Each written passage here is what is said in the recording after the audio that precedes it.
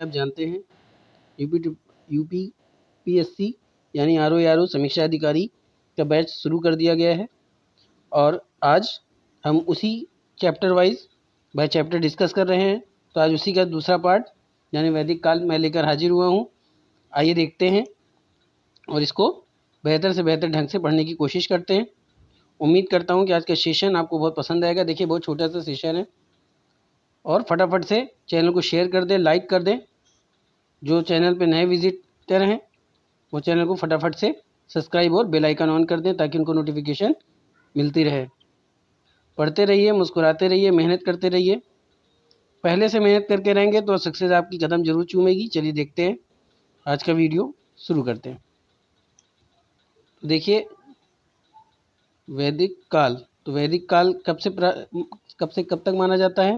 तो ये माना जाता है 1500 ईसा पूर्व से 600 ईसा पूर्व। वैदिक काल को कितने भागों में बांटा गया? 2, ऋग वैदिक काल, उत्तर वैदिक काल। वैदिक काल में किसकी रचना की गई? वेदों की। वैदिक सभ्यता के निर्माता किसको माना जाता है? आर्य को। आर्य का अर्थ क्या होता है? श्रेष्ठ, उत्तम और कुलीन। वैदिक सभ्यता की भाषा कैसी थी? तो दोस्तों संस्कृत थी।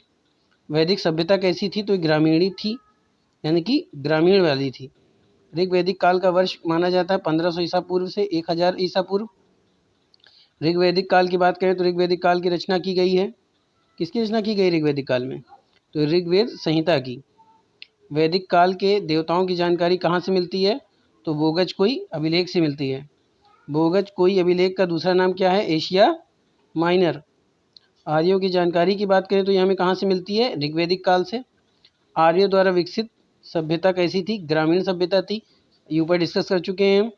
आर्यों के प्रशासनिक इकाई की बात करें तो जो प्रशासन यानी कि कैसे प्रशासन चलता था तो उसको 5 वर्गों में बांटा गया है।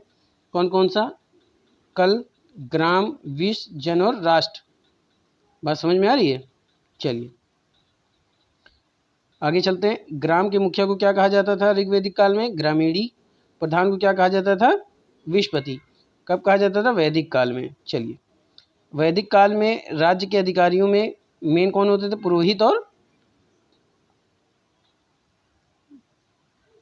पुरोहित और सेना प्रमुख। बोगज कोई अभिलेख कहाँ से प्राप्त हुआ है? तो ये बोगज कोई अभिलेख बोगज कोई अभिलेख कहाँ से प्राप्त हुआ है? तो बोगज कोई अभिलेख सीरिया से प्राप्त हुआ है। कस्सी अभिलेख कहाँ से प्राप्त हुआ है? इराक से। आर्यों का विस्तार कहाँ से कहाँ तक था? अफगानिस्तान, पंजाब, पश्चिम उत्तर प्रदेश। ऋग्वैदिक काल का केंद्रीय स्थल क्या था? तो ये ब्रह्मवर्त क्षेत्र था। ऋग्वैदिक काल की महत्वपूर्ण नदी कौन सी है? सिंधु। ऋग्वैदिक काल की सबसे पवित्र नदी कौन सी मानी जाती है? तो दोस्तों ये सरस्वती मानी जाती है। ऋग्वेद में वर्णित अंतिम नदी कौन सी है? गोमती नदी। ऋग्वेद के नदी सूक्त में कुल कितने नदियों का उल्लेख है? यानी जो नदी के बारे में सूक्त दिया गया है उसमें कितनी नदियों का उल्लेख है? 25। वैदिक साहित्य में कुल कितनी नदियों का उल्लेख है? 31। ऋग्वेद में किस पर्वत का उल्लेख है? हिमालय। हिमालय की किस चोटी का उल्लेख किया गया है? तो मुंजवत चोटी का उल्लेख किया गया है। मुंजवत में कौन सी वनस्पति मिलती है? तो दोस्तों सोम। ऋग्वैदिक काल का समाज कैसा था? पृष्ठसत्तात्मक, यानी कि पिता पर आधारित था। ऋग्वैदिक काल का सामाजिक संगठन आधार कैसा था? जन्म मूलक, यानी कि जन्म के आधार पर। ऋग्वैदिक काल में कौन सी प्रथा थी? संयुक्त परिवार, यानी एक साथ एक घर में कई फैमिली एक साथ रहती थी। ऋग्वेद के किस मंडल में पुरुष सूक्त का वर्णन है? तो 10वें मंडल में। ऋग्वैदिक काल की भाषा कैसी थी? तो दोस्तों संस्कृत थी। वैदिक काल में वर्ण व्यवस्था किस पर आधारित थी? व्यवसाय यानी बिजनेस पर। वैदिक आर्यों का भोजन क्या था? दूध और उसके उत्पाद, यानी दूध का इस्तेमाल करते थे और उससे दूध से बने हुए उत्पाद का। आर्य किस तरह का भोजन करते थे? तो मांसाहारी और शाकाहारी। आर्यों का मुख्य व्यवसाय क्या था दोस्तों? कृषि। ऋग्वैदिक काल में महिलाएं पुरुषों के साथ यज्ञ में सम्मिलित हो सकती थी। ऋग्वैदिक काल में महिलाएं क्या ग्रहण करती थी? शिक्षा, पुरुषों के साथ। ऋग्वैदिक काल में लोगों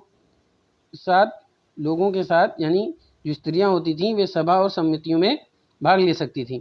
आर्यों के वस्त्र कैसे होते थे? सूत और ऊन व चर्म के बने हुए होते थे। ऋग्वैदिक काल में किस प्रथा का चलन था? तो दास प्रथा का। ऋग्वैदिक काल समाज में लोग जन व कबीले में बटे हुए थे। यानी ऋग्वैदिक काल का जो समाज है वो किसमें बटा था? जन्म, कबीले। कबीले के राजा को क्या कहा जाता था? तो दोस्तों गोप कहा जाता था। कबीले के सदस्य राजा को कौन सा स्वैच्छिक कर देते थे? यानी कि जो कबीले के सदस्य होते थे वे राजा को उपहार में कौन सा स्वैच्छिक कर देते थे? तो बलि देते थे। बात समझ में आ रही है? उपहार में कौन सा स्वैच्छिक कर देते थे? तो ये बलि देते थे। राजा के प्रमुख अधिकारी को क्या कहा जाता था? पुरोहित। दसराज का युद्ध किस तट पर लड़ा गया था दोस्तों? तो ये रावी नदी के तट पर। दसराज का युद्ध किसने जीता था? सुदास। चलिए कमेंट करके बताइएगा दसराज का युद्ध किसके और किनके बीच लड़ा गया था? सोने के टुकड़े को क्या कहा जाता था? निष्क। आर्यों को क्या कहा गया था? अष्टकर्णी। आर्यों द्वारा जो धातु खोजी गई थी वो कौन सी थी दोस्तों? तो लोहा। व्यापार के लिए दूर दूर तक आने और जाने वाले व्यक्ति को क्या कहा जाता था? पण। ऋण देकर ब्याज लेने वाले व्यक्ति को वेगनाट कहते थे। आर्यों का सबसे महत्वपूर्ण पशु गाय थी। आर्य किस में विश्वास? एकेश्वरवाद। देवदी देवताओं को प्रश्न करने का मुख्य साधन क्या था? प्रार्थना। आर्यों के सर्वश्रेष्ठ देवता कौन थे? इंद्र। अग्नि के लिए कितने सूक्त रचे गए? 200। नैतिक नियमों का रक्षक किसे माना जाता है? वरुण। ऋग्वैदिक काल में किस देवता को सृष्टिकर्ता कहा गया है? वरुण को। ऋग्वेद में सूर्य की स्थिति 5 रूपों में की गई, यानी स्तुति भी आप कह सकते हैं। सूर्य, सवित्र, मित्र, पूषण और विष्णु। गायत्री मंत्र किसकी स्तुति में रचा गया है? सविता। विद्या और नदी की देवी सरस्वती को माना जाता है। पशुओं और देवताओं को क्या कहा जाता है? पूषण। वैदिक साहित्य के अंतिम भाग को उपनिषदों में क्या कहा जाता है? वेदांत।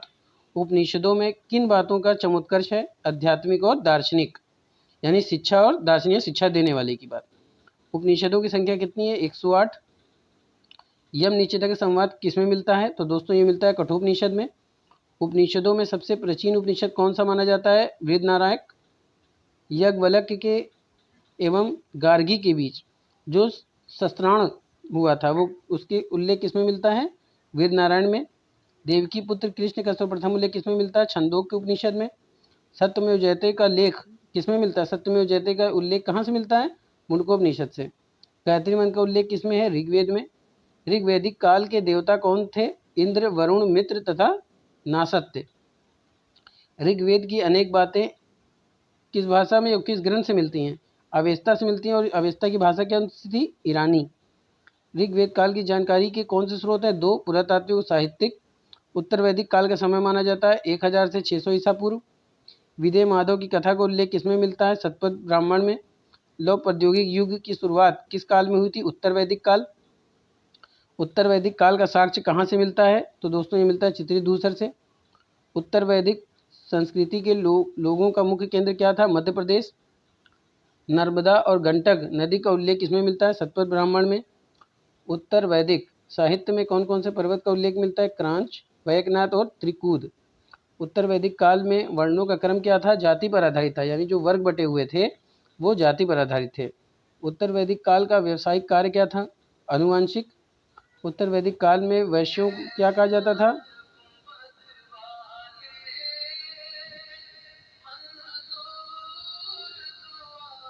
अनस्य प्रेष। उत्तर वैदिक काल में कौशाम्बी में प्रथम बार किस ईंटों का प्रयोग किया गया था? पक्की ईंटों का।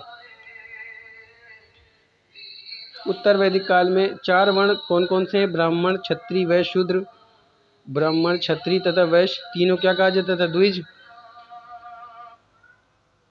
चारों वर्णों के कर्तव्यों का वर्णन कहाँ मिलता है? ऐतरेय ब्राह्मण में। चारों आश्रमों का एक साथ चर्चा सर्वप्रथम किसमें मिलता है? जवालोपनिषद में। चारों आश्रम में सर्वश्रेष्ठ आश्रम कौन सा? गृहस्थ आश्रम। 16 संस्कारों का उपयोग किस काल में किया गया? उत्तर वैदिक काल। मनुस्मृति का उल्लेख किसमें मिलता है? उत्तर वैदिक काल में। मनुस्मृति में कितने विवाह का उल्लेख किया गया है? तो दोस्तों 8। राजा के दैवी उत्पत्ति का सिद्धांत सर्वप्रथम किसमें मिलता है? ऐतरेय ब्राह्मण में। उत्तर वैदिक काल में सर्वाधिक विकसित राज्य कौन सा था? पंचाल। उत्तर वैदिक काल में राज्य के राजा को क्या कहा जाता था? सम्राट। यजुर्वेद में राज्य के उच्च अधिकारी को क्या कहते थे? रत्नी। शतपथ ब्राह्मण कितने रत्नी का वर्णन है? 12। उत्तर वैदिक काल में 3 प्रकार के ऋण से मुक्त होते हैं। मनुष्य कितने प्रकार के ऋण से मुक्त होता है? 3। कौन कौन से? पिता, ऋषि और देव, यानी जो पितृ यानी पिता बनकर, ऋषि यानी दान देकर, देव यानी पूजा करके। उत्तर वैदिक काल में प्रमुख उद्योग कौन सा था? वस्त्र उद्योग। सर्वप्रथम पुनर्जन्म के सिद्धांत का उल्लेख कहाँ मिलता है? शतपथ ब्राह्मण में। उत्तर वैदिक काल के सर्वश्रेष्ठ देवता कौन माने जाते हैं? प्रजापति। उत्तर वैदिक काल में शूद्रों के देवता कौन थे? पूषण। उत्तर वैदिक काल में देवताओं को पूजने का माध्यम क्या था? यज्ञ। बात समझ में आ रही है? जो उत्तर वैदिक काल था उसमें देवताओं को प्रसन्न